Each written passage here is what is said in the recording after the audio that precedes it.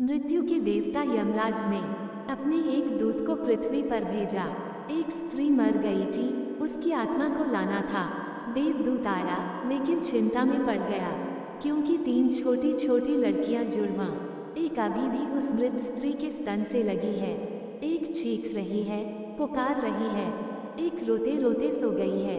उसके आंसू उसकी आंखों के पास सूख गए हैं। 3 छोटी जुड़वां बच्चियां और स्त्री मर गई है और कोई देखने वाला नहीं है।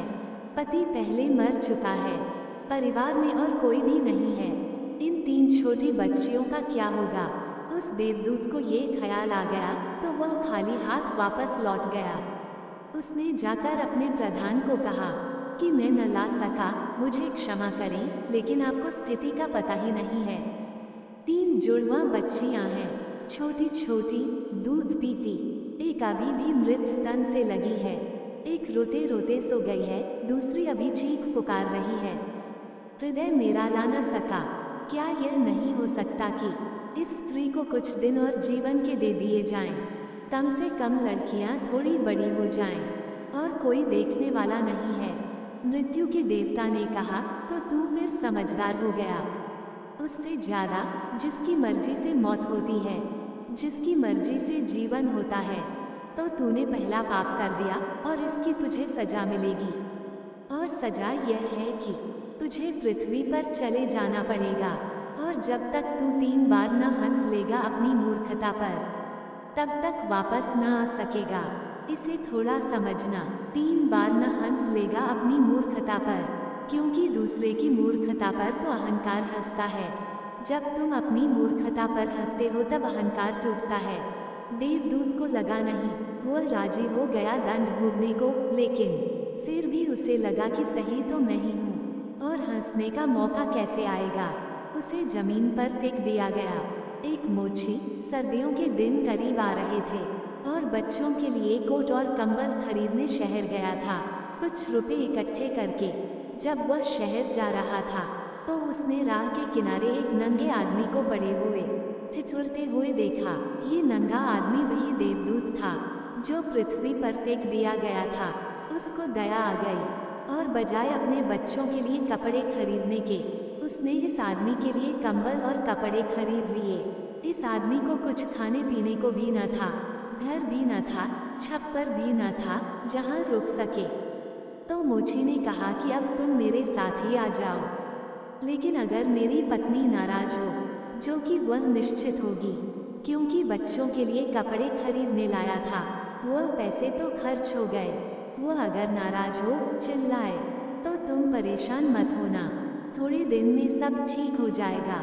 उस देवदूत को लेकर मोची घर लौटा। न तो मोची को पता है कि देवदूत घर में आ रहा है, न पत्नी को पता है। जैसे ही देवदूत को लेकर मोची घर में पहुंचा, पत्नी एकदम पागल हो गई, बहुत नाराज हुई, बहुत चीखी चिल्लाई और देवदूत पहली दफा हंसा। मोची ने उससे कहा, हंसते हो, बात क्या है? उसने कहा, मैं जब 3 बार हंस लूंगा तब बता दूंगा। देवदूत हंसा पहली बार, क्योंकि उसने देखा कि इस पत्नी को पता ही नहीं है कि मोची देवदूत को घर में ले आया है, जिसके आते ही घर में हजारों खुशियां आ जाएंगी। लेकिन आदमी देख ही कितनी दूर तक सकता है। पत्नी तो इतना ही देख पा रही है कि एक कंबल और बच्चों के कपड़े नहीं बचे, जो खो गया है वह देख पा रही है, जो मिला है उसका उसे अंदाज ही नहीं है। मुफ्त घर में देवदूत आ गया है, जिसके आते ही हजारों खुशियों के द्वार खुल जाएंगे। तो देवदूत हंसा, उसे लगा अपनी मूर्खता, क्योंकि यह पत्नी भी नहीं देख पा रही है कि क्या घट रहा है। जल्दी ही, क्योंकि वह देवदूत था, 7 दिन में ही उसने मोची का सब काम सीख लिया और उसके जूते इतने प्रसिद्ध हो गए कि मोची महीनों के भीतर धनी होने लगा। आधा साल होते होते तो उसकी ख्याति सारे लोक में पहुंच गई कि उस जैसा जूते बनाने वाला कोई भी नहीं, क्योंकि वह जूते देवदूत बनाता था। सम्राटों के जूते वहां बनने लगे, धन अपरंपार बरसने लगा।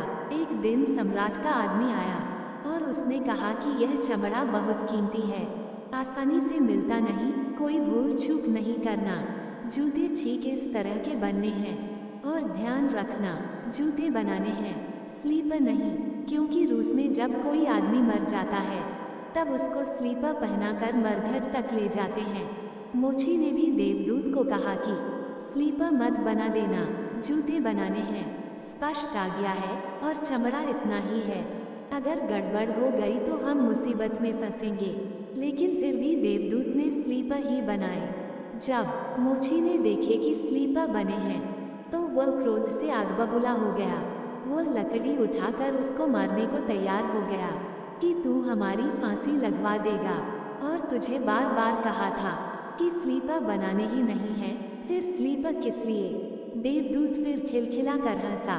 तभी आदमी सम्राट के घर से भागा हुआ आया। उसने कहा, जूते मत बनाना, स्लीपर बनाना, क्योंकि सम्राट की मृत्यु हो गई है, भविष्य अज्ञात है, सिवाय उसके और किसी को ज्ञात नहीं, और आदमी तो अतीत के आधार पर निर्णय लेता है। सम्राट जिंदा था तो जूते चाहिए थे, मर गया तो स्लीपर चाहिए। तब वह मोची उसके पैर पकड़कर माफी मांगने लगा कि मुझे माफ कर दे, मैंने तुझे मारा। पर उसने कहा, कोई हर्ज नहीं, मैं अपना दंड भोग रहा हूँ। लेकिन वह हंसा आज दोबारा। मोची ने फिर पूछा कि हंसी का कारण। उसने कहा कि जब मैं 3 बार हंस लूं। दोबारा हंसा इसलिए कि भविष्य हमें ज्ञात नहीं है, इसलिए हम आकांक्षाएं करते हैं जो कि व्यर्थ हैं। हम अभीप्साएं करते हैं जो कि कभी पूरी न होंगी। हम मांगते हैं जो कभी नहीं घटेगा, क्योंकि कुछ और ही घटना तय है। हमसे बिना पूछे हमारी नियति घूम रही है और हम व्यर्थ ही बीच में शोरगुल मचाते हैं। चाहिए स्लीपर और हम जूते बनवाते हैं। मरने का वक्त करीब आ रहा है और जिंदगी का हम आयोजन करते हैं। तो देवदूत को लगा कि वे बच्चियां, मुझे क्या पता भविष्य उनका क्या होने वाला है। मैं नाहक बीच में आया और तीसरी घटना घटी कि एक दिन 3 लड़कियां आई जवान। उन तीनों की शादी हो रही थी और उन तीनों ने जूतों के ऑर्डर दिए कि उनके लिए जूते बनाए जाएं।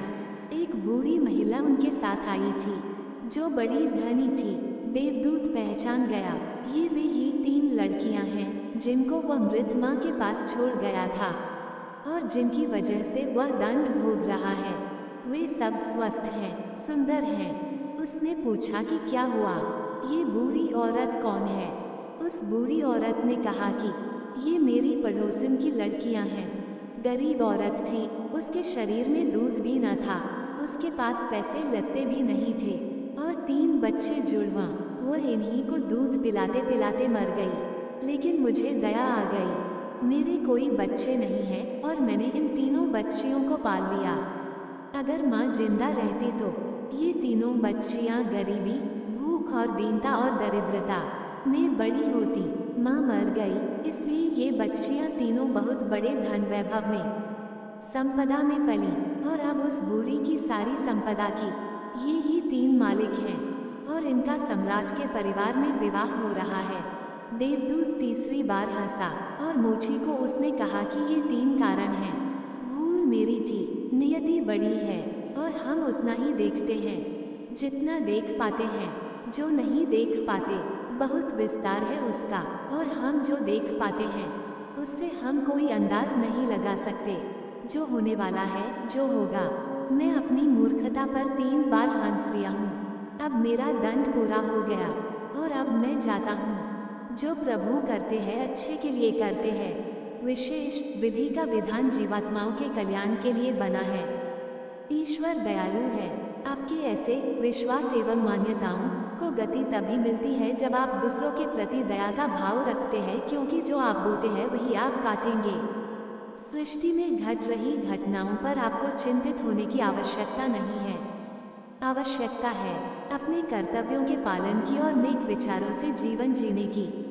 ये तभी संभव है जब आपका जीव यानी मन सात्विक अन्न से बना हो एवं सुविचारों का उत्पादन करता हो। भवसागर से पार होने के लिए मनुष्य शरीर रूपी सुंदर नौक मिल गई है। सतर्क रहो, कहीं ऐसा ना हो कि वासना की भावर में पड़कर नौक डूब जाओ। स्वयं कमाओ, स्वयं खाओ, ये प्रकृति है। दूसरा कमाए, तुम छीन कर खाओ, ये विकृति है। स्वयं कमाओ, सबको खिलाओ, ये दैविक संस्कृति है। दैविक प्रवृत्तियों को धारण करें, तभी आप देवलोक पाने के अधिकारी बनेंगे। यदि आपको ये स्टोरी पसंद आया तो प्लीज़ वीडियो को लाइक करें, शेयर करें और हमारे चैनल को सब्सक्राइब करना ना भूलें। धन्यवाद।